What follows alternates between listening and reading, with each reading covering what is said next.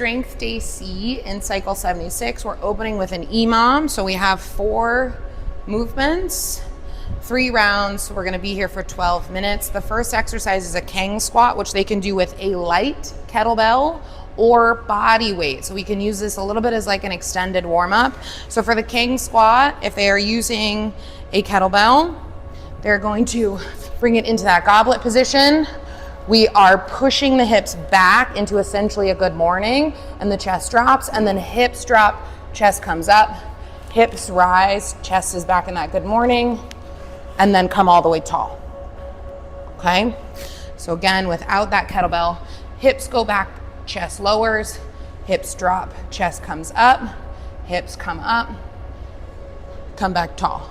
They might need to widen their feet a little to maintain the appropriate positioning in that squat. You can see I almost fell over backwards, but that's going to be your Kang squat. So a little bit of strength, a lot of mobility.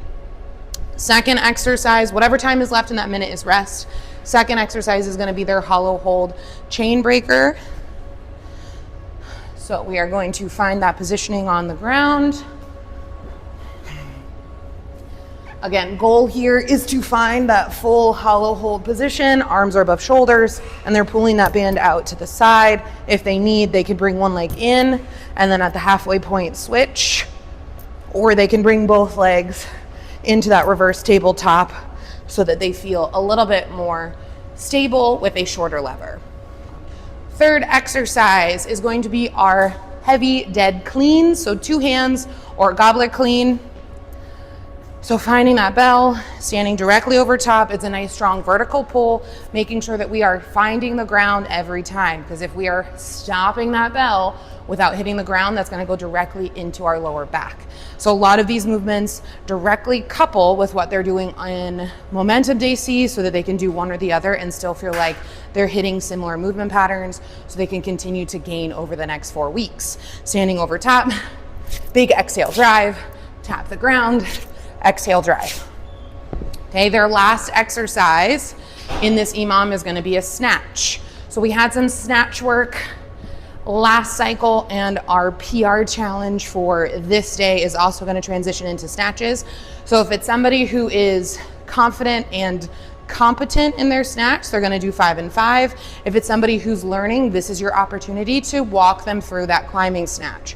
So the climbing snatch is a T-Rex, a tiger, and then a punch through. We're gonna count that as 1 repetition, right? Hitting all 3. You're gonna have them do that 2 to maybe 3 times if they're working on the climbing snatch, okay?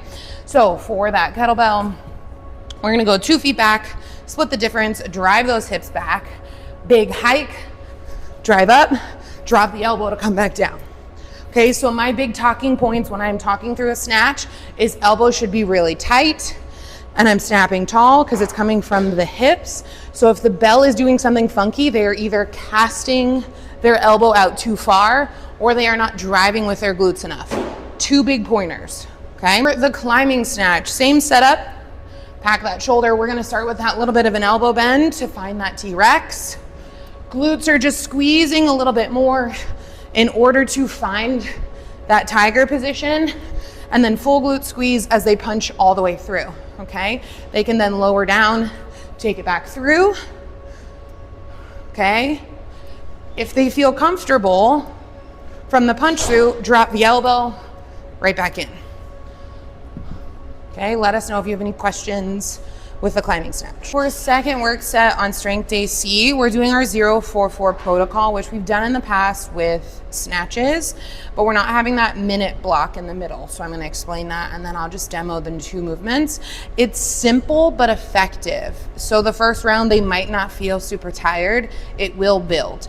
So what's gonna happen is they are working on the 30 seconds for 2 minutes. So the first 2 minutes are gonna be dedicated to heavy swings, 5 to 10, depending on their comfort level and where they're at that day. Once they've done 4 rounds of 30 seconds, it's a minute of rest, okay? The next 2 minutes of work, we're working on push-ups. So this cycle is very heavy on push-ups and hollow hold work so that those 2 go together, and we are just gonna have some nice arms for the summer. So tell them if they complain it's too many push-ups, that's what we're working on, okay? So 2 minutes of push-ups where they're doing 5 on the 30 seconds and then another minute of rest, and then they'll repeat that whole sequence 3 times through.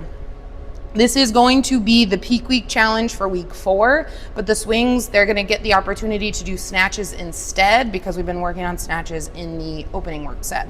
So first 30 seconds of 4 blocks is heavy swings. So you're gonna find that kettlebell, 2 feet back, split the difference, drive those hips back, elbow pits drive forward, eyes are on the horizon, big hike, exhale, stand tall, bell should be tracking above the knees as we hit the top of that swing. They're gonna shake it out for the remainder of whatever is left in that 30 seconds. Second 30-second timer goes off, they're back on that 5 to 10 swings, okay? Full minute of rest.